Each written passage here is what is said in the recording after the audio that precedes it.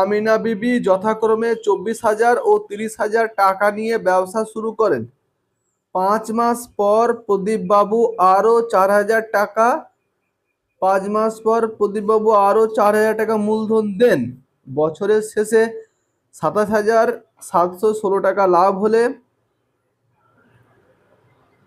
কে কত টাকা লভ্যাংশ পাবেন হিসাব করে লিখিয়ে, তাই তো? 5 মাস পর, 5 মাস পর দেখো অঙ্কটা সবই ঠিক ছিল, কিন্তু অঙ্কটা আবার কি করেছে, ওর আবার কি 5 মাস পর আবার কি হয়েছে, প্রদীপবাবু 4,000 টাকা দিয়ে দিয়েছে, তাই তো? তাহলে ভালো করে বুঝতে হবে, প্রদীপ বাবু আর আমিনা বিবি কি না, প্রদীপ বাবু আর কি বলছে আমিনা, আমিনা বিবি, আমিনা বিবি, তাই তো? এরা দুইজনে মিলে একটা ব্যবসা করছে। কত টাকা ব্যবসা করছে? 30,000 আর 50,000। প্রদীপ বাবু কত দিয়েছে? কত কত? 24,000 আর 30,000, তাই তো? সরি, 24,000 আর 30,000। ভালো করে বুঝে নিতে হবে কিন্তু অঙ্কটা। 24,000 আর 30,000 টাকা দিয়ে ব্যবসা শুরু করে দিচ্ছে। দিয়ে এবার ব্যবসাটা কত মাস চলেছে? 5 মাস। 5 মাস পরে, হ্যাঁ 5 মাস পর, 5 মাস পর 5 মাস ব্যবসা হয়ে গেছে। তারপরে এবার ক টাকা দিয়েছে প্রদীপ বাবু? 4,000 টাকা ব্যবসাতে যোগ দিয়েছে, বুঝলো? আর এ কিন্তু কোনো টাকা দিয়েছে আমিনা বিবি? টাকা পয়সা দেয়নি। দিয়ে এবার বছরের শেষে 27,716 টাকা লাভ হয়েছে। লাভ কত হয়েছে? 27,716 টাকা লাভ হয়েছে, তাই না? তুমি যে কে কত পাবে দেখো, যদি যদি টাকাটা না দিত তাহলে কিন্তু অঙ্কটা ভালোই হয়ে গেছিল, তাই না? কিন্তু একটা টাকাটা দিয়ে অঙ্কটা একটা বাঁশ করে দিল আমাদেরকে, তাই না? যার ফলে আমাদেরকে এটাকে ঠিকঠাক করে বার করতে হবে মাছটাকে, কিছু করার নাই, তাই না? এই যে 5 মাস পর তাহলে বছরের শেষ, 1 বছর মানে ক মাস? 12 মাস। ক মাস পর টাকা দিয়েছে? তাহলে এখনো থাকছে ক মাস? এটাই যে আসল জিনিস, আর কিছু নেই অঙ্কের মধ্যে। তাহলে মানে এর এই 24,000 টাকাটা খার্চে ক মাস? 12 মাস। এর এই 30,000 টাকাটা খার্চে ক মাস? 12 মাস। আর এই 4,000 টাকা খার্চে ক মাস? 7 মাস। এটাই তো অঙ্ক হয়ে গেল, আর কিছুই নাই। তা ক মাস খাটবে বুঝলে না? ধরে নে এই প্রদীপ বাবু 24,000 টাকাটা দিল, তো তাহলে 24,000 টাকাটা তো 12 মাসে থাকলো, মানে জানুয়ারি মাসে টাকাটা দিল, তাহলে ফেব্রুয়ারিতেও থাকলো, মার্চেও থাকলো, তাই তো? এপ্রিলেও থাকলো, তারপরে মেতেও থাকলো, তারপরে জুনেও থাকলো, জুলাইও থাকলো, আগস্টেও থাকলো, সেপ্টেম্বর থাকলো, অক্টোবর থাকলো, আর নভেম্বরেও থাকলো। দেখ লিসেন, তাহলে এখানে তাহলে এই 12,000 টাকাটা তো তুলছে না, 12,000 টাকা 24,000 টাকাটা তো থাকছে, তাই না? হ্যাঁ, ওরও এইদিকে 30,000 টাকাটাও দেখো থাকছে, তাই না? তাই তো? কিন্তু এই লোকটা আবার কি করেছে, এই 5 মাস পর, মানে 1 মাস 2 মাস 3 মাস 4 মাস 5 মাস পর, 5 মাস যেই শেষ হয়ে গেছে, আর জুলাই মাসে এসে আবার ক টাকা দিচ্ছে এক্সট্রা? 4,000 টাকাটা দিচ্ছে। তাহলে এই 4,000 টাকাটা তো ও তো শেষ অব্দি আর তুলেনি। তাহলে 1 মাস 2 মাস 3 মাস 4 মাস 5 মাস 6 মাস 7 মাস ডিসেম্বর আছে, তাই না? তাহলে এই 7 মাস কিন্তু এই 4,000 টাকাটা দেওয়া আছে। তার মানে কি, ও এই কটা মাসের যা মূলধন হবে 24,000 টাকার অনুপাতে ভাগ পাবে। যেহেতু আবার 4,000 টাকাটা বেশি দিল, সেহেতু আবার এই মাসের টাকা তাহলে নিশ্চয়ই বেশি পাবে, তাই তো? হ্যাঁ, তাহলে 28,000 টাকার মূলধন পেয়ে যাবে তখন। তাহলে অঙ্কটা কিভাবে করব সেটা তোমরা শুধু দেখে নাও। একটা লেখা এমন ভাবে লিখবো যে লেখাটা তোমাদের মনে থাকে, পুরো অঙ্কটা একদম হয়ে যাবে। আমি এতক্ষণে বুঝালার জন্য এতটা বুঝালাম, কিন্তু অঙ্কটা যখন করব অতটা বুঝাবো না, ডাইরেক্ট লিখে দেবো। কি লিখবো দেখো, লিখবো প্রদীপ বাবুর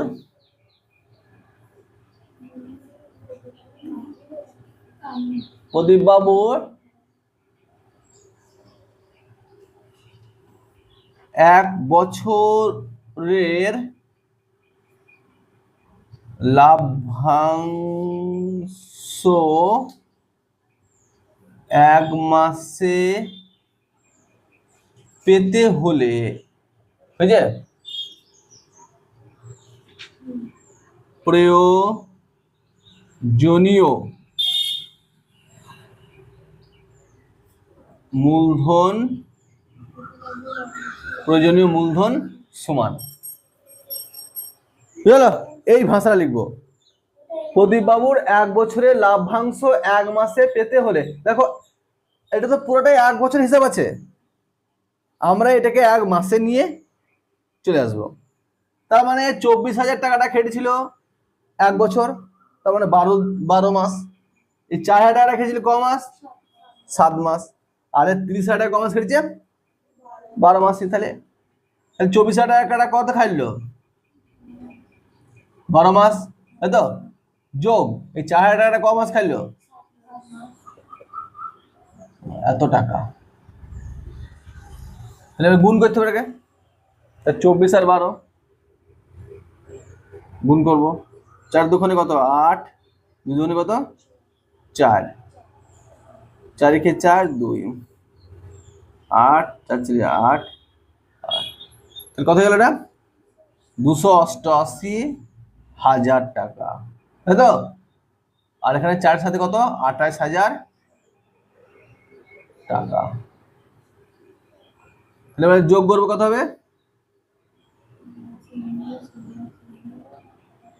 তাই না? 0 0 0 8 8 16 আর 10 10 আর 1 11, 2,16,000 টাকা। তাহলে প্রদীপ বাবুর এক বছরের লাভ্যাংশ এক মাসে পেতে হলে প্রয়োজনীয় মূলধন, যখনই এইভাবে তোমাদের থাকবে অঙ্কটাকে ঠিক এইভাবে এক কাঠা নিয়ে চলে আসবে, তাহলে অঙ্ক সহজ হয়ে যাবে। বুঝে গেল না কিছু? বুঝতে পারছি না? বুঝতে পারছি না? মানে বুঝতে একটু অসুবিধা হবে, আচমকা অঙ্কটা হলে তো। কারণ দেখো আমি কি করছি, আমি এটাকে তো মূলধনটা মানে একবারে বছরে করে নিচ্ছি টোটাল, বুঝেছি তো? একবারে বছরে করে নেবো টোটাল এখানে। তাহলে এখানে 2,16,000 টাকাটা আমার ভুলে লো। আর এটা 16 6 হাতে 1 আর 2 10 একে 11 আর 2 এর আগে 3 হবে, তাই তো? মানে বলেছি 3,16,000 এত টাকা হয়ে গেল, তাই তো? তাহলে এবার আমিও তাই এইভাবে লিখবো। যদি কেউ মনে করে যে আমি এগুলা লিখবো না, তাহলে ডাইরেক্ট লিখবা যে প্রদীপ বাবুর প্রয়োজনীয় মূলধন, এটা যদি না লেখো এখান থেকে, এখানে যদি না লেখো, লিখবে প্রদীপ বাবুর প্রয়োজনীয় মূলধন, লিখে দেবে এভাবে, একদম শর্টকাট এটা। তারপর লিখবো আমিনা বয়সীরা বিবির এক বছরের লাভ্যাংশ এক মাসে পেতে হলে প্রয়োজনীয়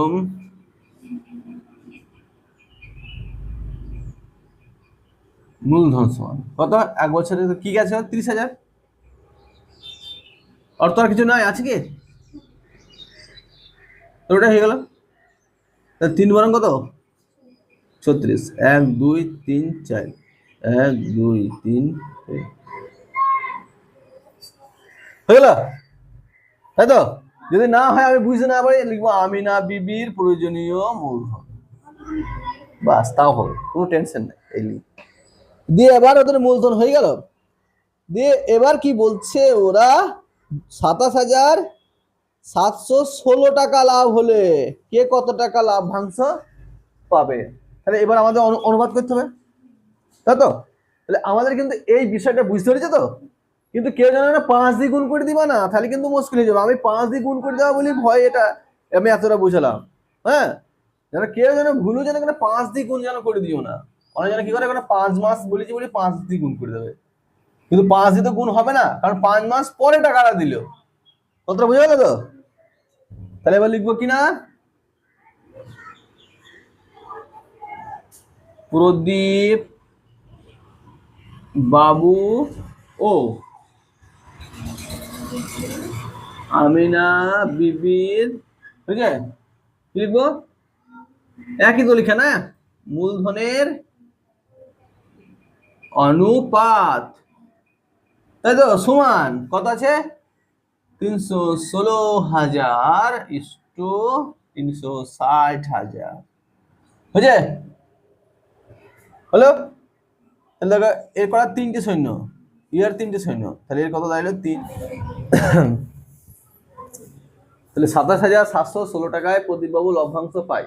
এটা এবার এটাকে কিন্তু আমাদেরকে গুণ করে দেখতে হবে কতদিন মিলবে, তাই না? ভাগ করতে পারো, যদি এত বড় সংখ্যা হয় তাহলে অবশ্যই ভাগ করতে হবে। কিভাবে আন্দাজে করবা? 716, ঠিক আছে, 169 দিয়ে ভাগ করবো, ঠিক তো? দেখো 16 দুগুণে 32, হলে 1 দিয়ে যাবে, 169, 8 আর 9 কত? 17, হাত থাকলে 1, 7 সে মিলে 0, 1, এটা হয়ে গেল। তারপরে এটা আমি 6 দিয়ে গুণ করি, 169 থেকে 6 দিয়ে গুণ করে দেখবো। 6 9 কত? 54, 6 6 36, 6 5 11, 41, 6 4 10, তাহলে 1014, তাহলে 6 দিয়ে যাবে, 1014, 6 নেমে গেল, 7 আর 4 11 হয়ে গেল, হাতে কত হইলে 1 হয়ে গেল, কি হয়ে গেল 6, 676, 676 কয় দিয়ে যাবে এবার? 4 9 36, 4 দিয়ে যাবে, 4 9 36, 4 6 4 9 36, 4 6 24, 27, আর 4 কে 4, 5 576, কত হলো কেটে? 164, তাই তো? 164 কে 79 দিয়ে গুণ করবো, বুঝালো? 164 কে 79 দিয়ে গুণ করবো। 4 9 36, আর থাকলো 3, 6 9 কত? 54, 4 57, 9 কে 9, 9 আর 5 14, 4 7 28, 4 7 28, 6 7 42, 43 44, 7 কে 7 4 11, 6 7 7 14 কে 15, 8 আর 1 9, 2 12,950 টাকা। হ্যাঁ,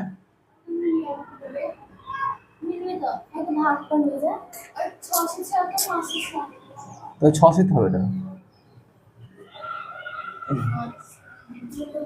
বুঝলে? 164 গুণ তো 79, তাহলে আমরা 164 কে যদি 69 গুণ করবো 12,956। তোমরা ভাগগুলা করতে পারছো না বলে তোমাদের এরকম লাগছে নাকি? সহজ বাড়াতে চেষ্টা করতে হবে। তাহলে 164 হয়ে গেল, তাই তো? তাহলে এত টাকা হয়ে গেল, হলো কিনা?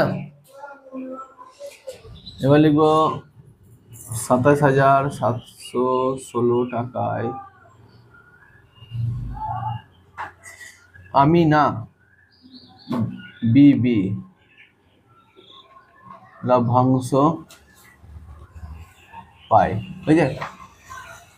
27,716 গণিত কত হবে? আর 9/169, তাই তো? 90/169 সমান করতে গেলে নাকি 164, তাহলে কত হবে? 164 গণিত কত?